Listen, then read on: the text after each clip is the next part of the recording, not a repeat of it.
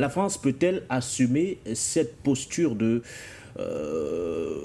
co-belligérance aujourd'hui, aux côtés justement des États-Unis et du Royaume-Uni, ces pays qui agressent ouvertement la Fédération de Russie?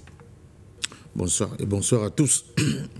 Écoutez, nous sommes là dans une espèce de surenchère verbale de la part de Paris. Cela ne veut dire pas que Paris n'est pas à fond dans cette opération pour tenter d'infliger à la Russie ce que les experts appellent une défaite stratégique. Mais nous constatons quand même que les moyens qui sont mis en œuvre par Paris pour tenter de se hisser à ce niveau de belligérance, comme vous l'appelez, vis-à-vis de la Russie sont totalement risibles au vu de ce que la Russie est capable de produire aujourd'hui. D'abord, l'armée française, c'est pas moi qui le dis, c'est eux-mêmes qui sortent des chiffres, ça fait à peu près 200 000 hommes. Ça fait un peu rigoler.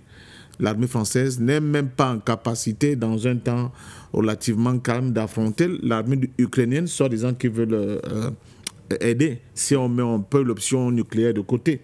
Donc, à partir de ce moment-là, je crois que nous sommes un peu dans une espèce de rhétorique guerrière de la part de Paris pour mousser un peu et montrer sa fidélité au système de deep state américain. C'est-à-dire, en réalité, c'est M. Macron qui veut continuer de se montrer comme un vaillant soldat de cet ordre ancien qui est en train de péricliter et pour leur montrer qu'il n'a pas été mis à la tête de la France pour rien et qui continue d'ailleurs d'apporter tout son soutien à ce groupe diabolique et maléfique qui est en train de disparaître. Maintenant, vous parlez justement de surenchère verbale. Le président russe Vladimir Poutine l'a reconnu. Ces agressions n'auront aucune implication sur l'opération spéciale militaire russe en Ukraine.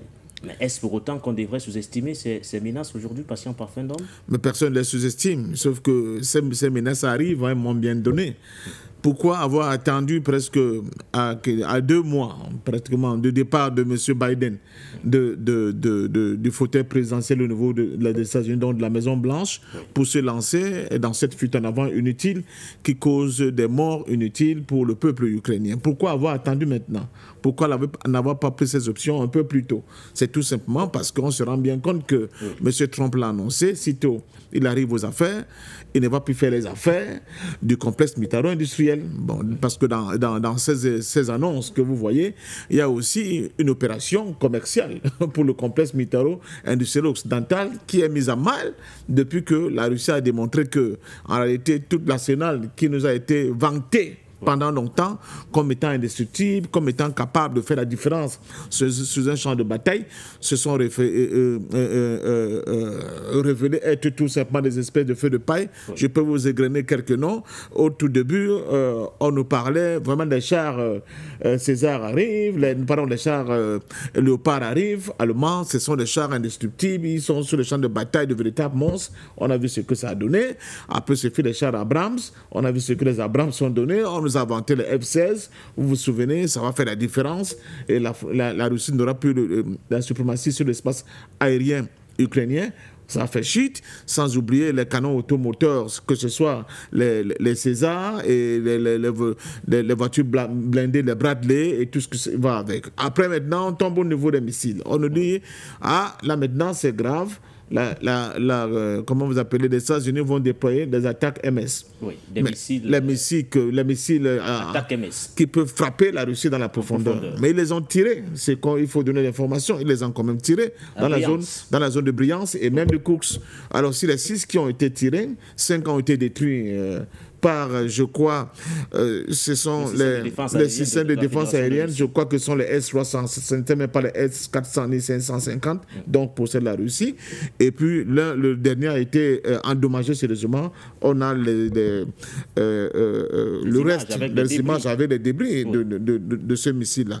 En ce qui concerne les missiles Storm Shadow, ce n'est pas la première fois qu'ils sont tirés. Ils sont régulièrement bousillés dans la zone de l'opération militaire ukrainienne. Les missiles SCAP ne pourront donc pas faire la différence là où les attaques MS ni les Shadow n'ont pas pu le faire. Donc nous sommes là dans une propagande, n'est-ce pas, qui tente de démontrer aux futurs ou bien aux probables acheteurs d'armes de l'Occident qu'ils ont toujours de quoi pouvoir faire reculer et trembler la Russie. Maintenant, avec le tir dernièrement, en dehors des Kinjal que vous connaissez, qui sont des hypersoniques, là, notre ami à Tanga nous a parlé, ils vont à Mach 3, c'est déjà très vite. Oui.